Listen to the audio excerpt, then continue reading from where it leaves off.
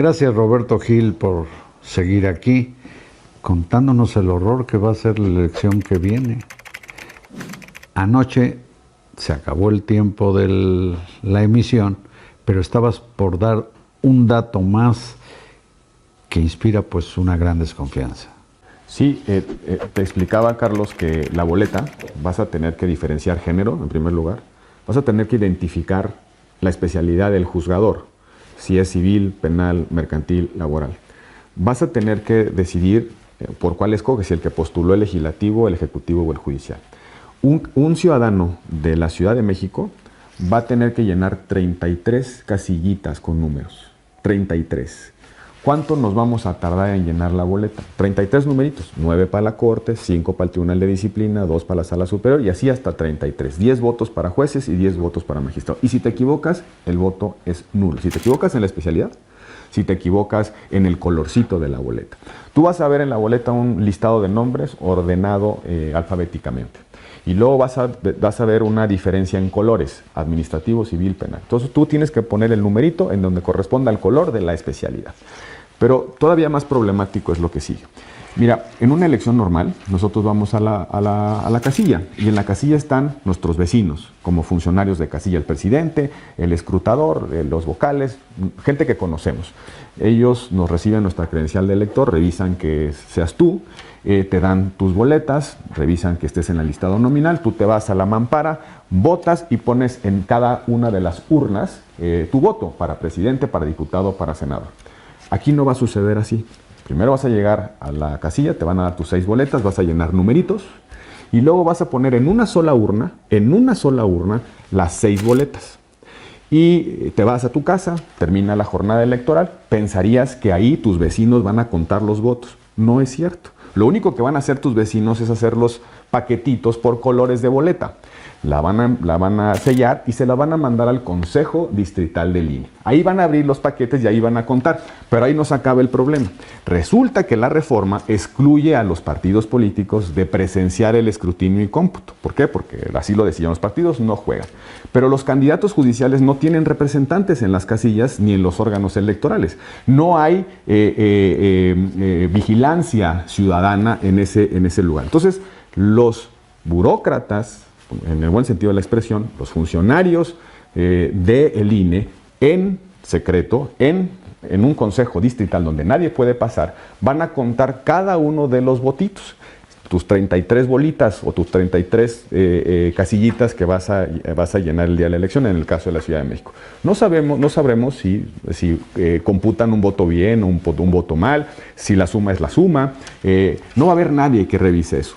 Vale la pena, lo digo para quien nos hace el favor de estarnos viendo aquí en Milenio Televisión, que después en alguna de las redes sociales en donde también está Milenio, en alguna de las plataformas, puede ser por ejemplo YouTube, vuelvan a escuchar a Roberto Gil Suart decir cómo va a ser esa votación, porque ahorita yo medio te entendí, pero creo que el día de la elección pues será extraordinario que un solo votante entienda cómo será esta insensata, demencial elección.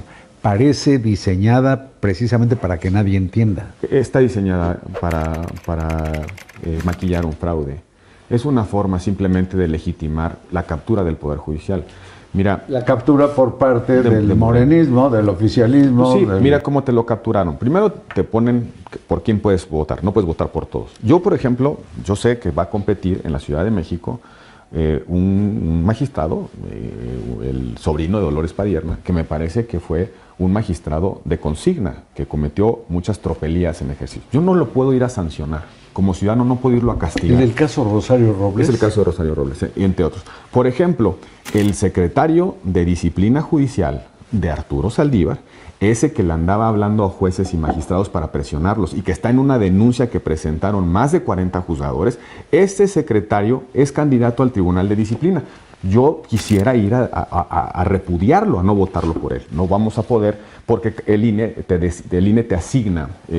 ¿Cómo llegamos a este cochinero? Mira, yo creo que es una suma de cosas, pero el presidente el 5 de febrero de 2024, el presidente de la República anunció el Plan C. Y muchos pensamos que era únicamente el testamento político, que era tan absurdo que no pasaría, ¿no? Que era tan bizarro. Bueno, unos meses después se configuró, yo digo que un fraude a la Constitución, un golpe a la Constitución. ¿Cómo? Una sobrerepresentación. López Obrador mismo hablaba, echándole la responsabilidad a sus adversarios, prevenía contra un golpe de Estado técnico, le decía. Pero parece que el golpe de Estado técnico es este. Lo fue. ¿Cómo se dio ese golpe de Estado técnico? Con una sobrerepresentación artificial. Morena no tuvo los votos para tener la mayoría calificada en el Congreso. No tuvo el 75% de los votos, pero tiene el 75%, un poco más menos, de los escaños. Primero. Segundo, con una estrategia de intimidación y coacción de 3 legisladores que fueron postulados por partidos de oposición que llegaron al Senado por un partido distinto al oficialista y que votaron con la bancada de Morena. Y ahí se pudo ver parado. Y la compra de otro. De Yunes Márquez. Tres senadores dieron la mayoría calificada. A cambio de suspender las órdenes de detención por supuestos delitos, ¿no? Sí, y eso te pone en evidencia el contexto de intimidación y coacción. La votación en la Magdalena Michuca, que no se sabe si de veras eran diputados. No había tablero de control, tablero de votación. Muchos de los legisladores que presenciaron eso decían que eran asesores de Morena, no eran los legisladores, en condiciones irregulares. La reforma pasó velozmente por la legislatura de los estados. Y no se nos olvide otra cosa, Carlos, también cuando se impugnó la reforma judicial faltó un voto en la Corte para poderla invalidar. Entonces, es una suma de cosas. Ahora, ¿la reforma qué implica? La reforma implica, como ya te lo comentaba, ellos deciden a quién puedes votar. Ellos deciden quién te toca en tu sección, en tu distrito, en el lugar donde vives. Ellos ya decantaron los candidatos a través del proceso de evaluación de la tómbola fraudulenta de Saldívar y además colocando, por ejemplo, hay algunos candidatos que no tienen competencia, porque solamente ellos sabían quién se inscribió y en dónde. Y en algunos casos descalificaron a los otros contendientes para que se quedaran candidatos en solitario. Va a haber juzgados que ganan como en el fútbol por default porque no hay equipo enfrente. Y tercero, el modo de votación, el modelo de votación implica que desde 1990, es la primera elección desde 1990 en la que los ciudadanos, los vecinos, no van a contar los votos. Esto no se le ocurrió ni a Manuel Bartlett, hombre.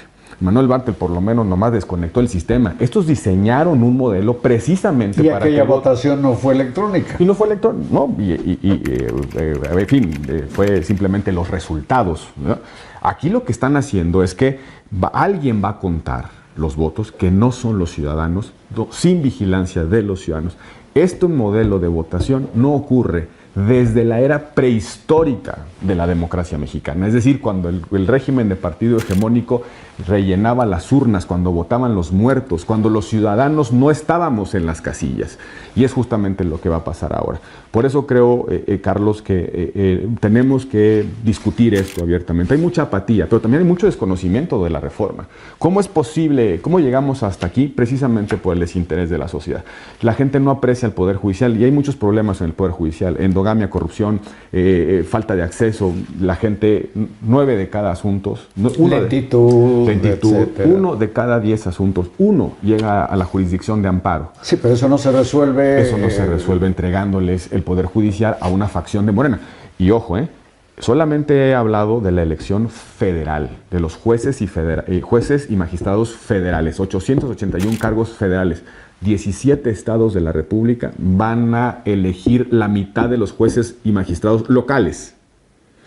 El mismo día de la elección, además de tus 6 boletas federales, vas a tener otras tantas boletas de proceso local. Y en lo local se impondrá sobre todo la voluntad de las gubernaturas y de los grupos delincuenciales locales. Ya me imagino por quién votará la gente que vive en Chilpancingo, por ejemplo, o que vive en Acapulco, o en todos los estados que están pudriéndose Zacatecas, Michoacán. por la delincuencia, Te voy a poner Sinaloa. El crimen organizado interviene en las elecciones para quedarse con la dirección de compras de giros negros de los ayuntamientos. Imagínate si no va a tener la tentación de quedarse con el juez penal, que dicta amparos, que absuelve, que condena. El juez penal de los federales, te comentaba en el programa anterior, el juez de Almoloya, uno de los jueces que están sentados en Almoloya de Juárez, lo van a elegir en el Estado de México, aunque su autoridad es para todo el país. Los jueces que están sentados en Puente Grande, un centro federal de alta seguridad, los jueces de Puente Grande los van a elegir en Jalisco, aun cuando pueden cambiarle la vida a cualquiera de nosotros, independientemente de dónde vivamos, Carlos.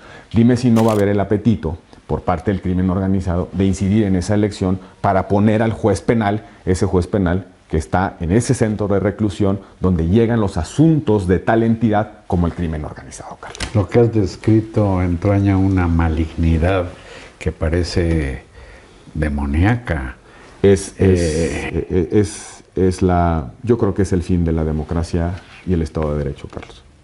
¿Y por qué habrá hecho suyo ese proyecto tan demencial la doctora Claudia Sheinbaum?